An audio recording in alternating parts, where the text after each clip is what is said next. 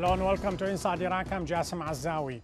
Instead of being hailed as Britain's greatest prime minister in modern times, a wounded Tony Blair steps down amid calls to try him as a war criminal. The smooth-talking Blair helped President Bush sell the Iraq war and cover the lies and reasons given to topple Saddam's regime with a facade of respectability. So is he as guilty as Bush? British troops are deeply mired in Basra.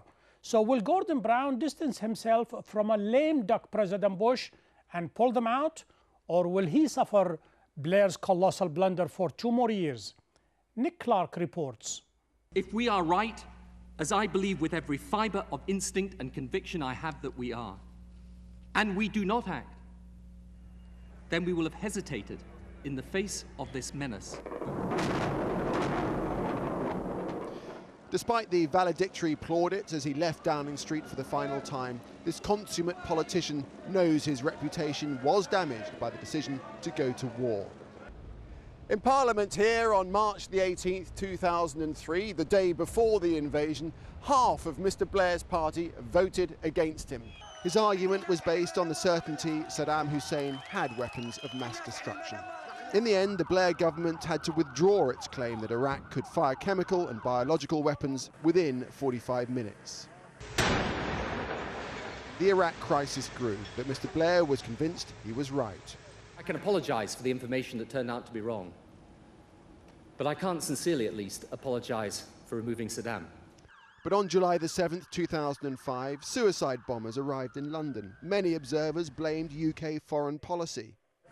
If Tony Blair made any mistakes of judgment, it was about the degree to which he was being dragged into something he couldn't control, where he was trusting the Americans to go in the right direction, but he was caught up with them if they didn't.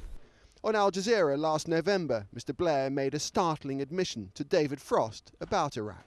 It's been, pretty much of a disaster. It has, but you see, what I say to people is, why is it difficult in Iraq? It's not difficult because of some accident in planning. So as the new Prime Minister, Gordon Brown, settles in, what will his policy be on Iraq? The feeling is he would speed withdrawal of the 7,000 British troops if he could. Gordon Brown would dearly love to enter the next election in 2009 or 10, with Britain's involvement in Iraq already a distant memory. Much will depend on what happens in the United States. Gordon Brown will not become as close to George Bush as Tony Blair was, but he will not want his first foreign policy decisions as Prime Minister to antagonise Washington. Nick Clark for Inside Iraq. To examine the damage caused by Blair to Iraq and Britain, whether he was an eager partner or a reluctant accomplice, and what are Brown's future options, I'm joined from London by national convener of the Stop the War Coalition, Lindsay German, and John Rentoul, author, journalist, political commentator, and biographer of Tony Blair. Welcome to Inside Iraq. Let me start with you, Lindsay. Blair committed a colossal blunder, and yet he never apologized. Is that a mark of a man of vision and knowing very well what might happen in the future, or just a simple arrogance? Well, I think a combination of different things. I think he was very arrogant. He thought that he was right. He still justifies it by saying, I did what I thought was right, which I don't really think can be a defence for the catastrophe of Iraq. After all, there are 655,000 estimated Iraqi civilians dead, 4 million Iraqi refugees, half within their own country, half outside, and so the scale of the terrible situation in Iraq is demands more than an apology. It demands really a change in policy. Some people say, John, it is not even a change of policy. Perhaps he will be harassed later on in courts, whether by the British or by the Iraqis. No, he won't, Jassim. I mean, if you just allow me for a second to put a different point of view. I mean, what you have presented as fact is absolutely 180 degrees wrong. I mean, the idea that Tony Blair, I mean, you say that he made a mistake and that he is not the finest Prime Minister in modern times. Actually, I think he is.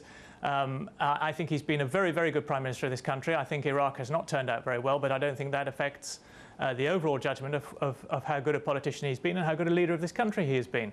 And I think the idea that he went into Iraq just in order to satisfy the the Americans, is a gross misreading of the situation. He went into Iraq for very good reasons for international security, to try to force Saddam Hussein to comply with United Nations resolutions. Are you saying, after admitting on Frost that Iraq is a disaster, and yet you're still saying that the decision to go to war is a correct one? Yeah.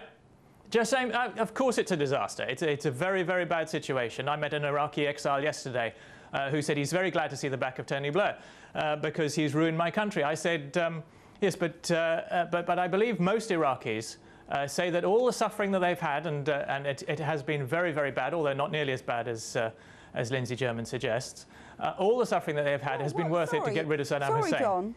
What do I say that isn't correct? What do I say that isn't correct? 650,000 dead is a figure which cannot be substantiated if you look at the survey evidence. The true figure could be... Give her a chance, John. Yeah, it is an estimate, that is true, but it's an estimate which Tony Blair and George Bush rubbished, but then it was the civil servants who advised Tony Blair a couple of months ago under the Freedom of Information Act admitted that it was an accurate way of counting the dead in Iraq and was exactly the way... Well, they did, I'm sorry. They said that was the advice that they gave Tony Blair. Well, that's true. No, they said they advised him not to... And the 4 million refugees is the UNHCR, the UN Refugee Organisation. It's their figure. It's not my figure. John, I don't know what Iraqis are you talking to, but the Iraqis I know, the Iraqis we poll, and the mayhem that we see, all of them, they said, you know, we wish to God this thing never happened, whether it's under the rubric name of democracy or getting rid of Saddam. It is an absolute disaster, the like of which humanity has never seen for a long, long time. Well, I mean, I know conducting opinion polls is very difficult in Iraq these days, but the figures that I've seen suggest that a clear majority of the Iraqi people, 2/3 of the Iraqi people, say that all the terrible things that have been happening have been worth it to get rid of Saddam Hussein. Now, maybe you can tell me that that's not true, but I mean, I have to believe... I can tell you that with certainty that is not true. Perhaps that will be limited to the green zone, to the politicians, to the corrupt people who are making millions and billions of dollars out of Iraq.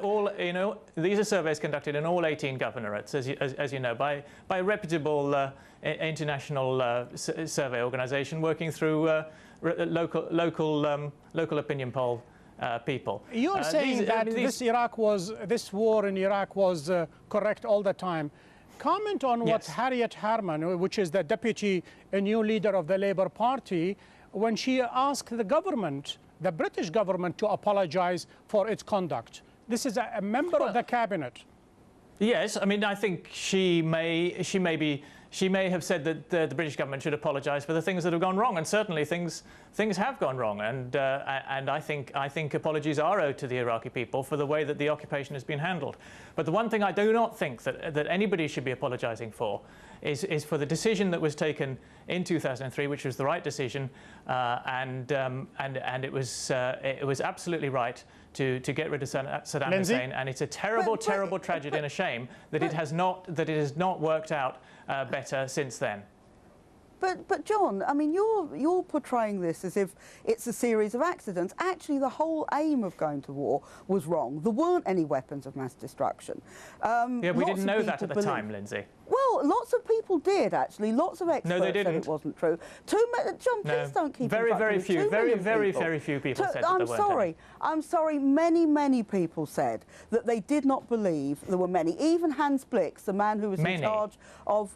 Hans Blix was engaged in disarming Saddam Hussein. He said, we're not talking about toothpicks here, when he dismantled those long-range missiles, which Saddam Hussein should not have had. Hans Blix wanted more time to look in order to disarm Saddam Hussein, because he knew that he had them. He has since said that there weren't any, and there have never been any found. That's simply a fact. Now, let me add to it, Lindsay, if you don't mind. John, by many people, are you referring only to think tankers or perhaps to politicians? Are you neglecting the hundreds of thousands, perhaps even millions worldwide, who demonstrated, especially in the city behind you, We saw many people in February, and not only that, but if I can remind you, Kofi Annan said this is an illegal war. So are we quibbling about numbers now? But none of these people, the million people who demonstrated on the streets of London and Glasgow, did not say that there were no weapons of mass destruction. They said they wanted to give the inspectors more time to try to find them and try to disarm Saddam Hussein. Actually. That was not a slogan of the demonstration. It was not why people were there. They didn't believe that there was any justification for war in Iraq. And, you know, you have to remember... Yes, but that was not on the basis, Lindsay, that was not on the basis that there weren't any weapons of mass destruction. Everybody believed that there were weapons of mass destruction. The question was how to get rid of them and how to disarm Saddam Hussein. There were not any weapons. They were never found. And the point is, this isn't just about the demonstrators, of which there were 2 million in London, 3 million in Rome, 3 million in Spain, huge numbers of people. The Pope, Nelson Mandela, all sorts of people around the world who, whether you regard them as experts or not, no, they were right. They were the people who were right. That is in the past, Lindsay. In the present right now, in the present right now, as we speak, London is under a bomb scare. Would you say that is partly to do with Blair's decision to go to war? Well, of course, we have no idea, Jazeera, whether this has got anything to do with... Give her a chance to answer. The question is to her. John, that was a question addressed to me, so perhaps I could answer it. That's okay. What I think is clear, of course, you never know. We don't even know the motivation for this particular bomb, and I've no idea whether it is connected with these questions or whether, as the BBC said earlier, that maybe it was even connected with Ireland. Nobody seems to know. But let's assume it is in some way connected with Islamic terrorism. Then I think we have to see the whole of that Islamic terrorism as connected to grievances around the Middle East. And if you look, even going back to bin Laden and the destruction of the Twin Towers, which started the war in Afghanistan and then in Iraq, he said this was about, he put a number of points. One was the sanctions against Iraq, which of course this was a major grievance with people, the situation of the Palestinians, and of course the existence of American troops on Saudi soil. So these have always been here, and I think it has become much worse. Thank you, Lindsay. In 2001, America was a target. Now we're a target as well. Thank you, Lindsay German. When we come back, we are going to ask, what are the options open to Gordon Brown? Stay with us. First of all, I'll miss Tony Blair. He is a political figure who is capable of thinking over the horizon. He's a long-term thinker. I have found him to be a man who's kept his word.